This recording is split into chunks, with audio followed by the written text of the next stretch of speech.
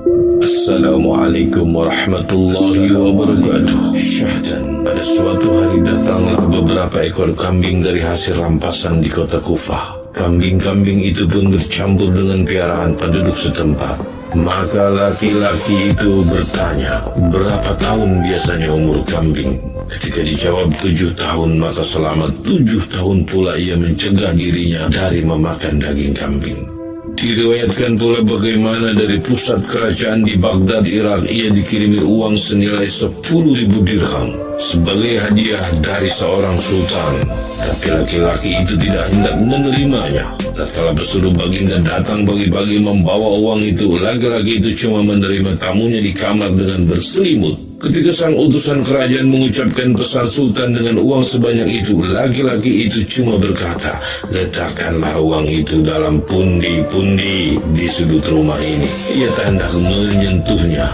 Pundi-pundi itu pun tetap berada di sudut rumah itu sampai laki-laki itu meninggal dunia. Sebelum meninggal, ia berpesan agar anaknya mengembalikan uang itu kepada utusan raja.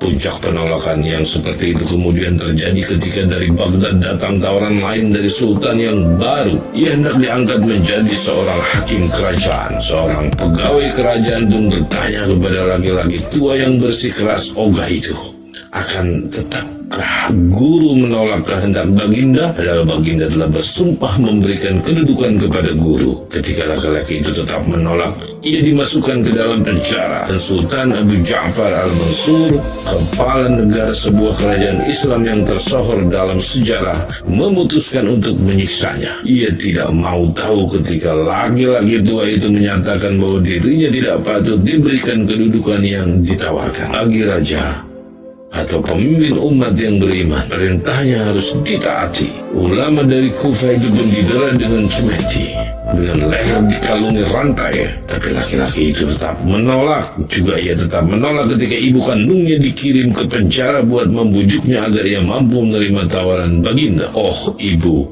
jawabnya, jika saya menghendaki kemewahan hidup di dunia ini, tentu saja saya tidak dibukui dan tidak dipenjarakan. Dengan kisah nyata ini patut kita bertanya, apakah lelaki itu sangat keras kepala sekeras batu? Agaknya tidak. Ia memang keras untuk dirinya sendiri, tapi bahkan ia tidak terkenal keras kepada para muridnya. Ia seorang guru yang bersedia dibantah murid bila perlu.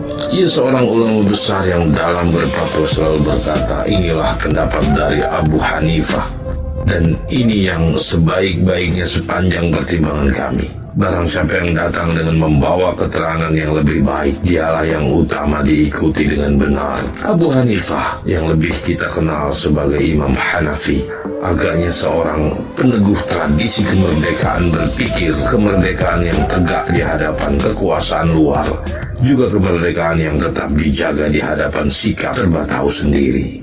Lantas, bagaimanakah ulama di era modern ini?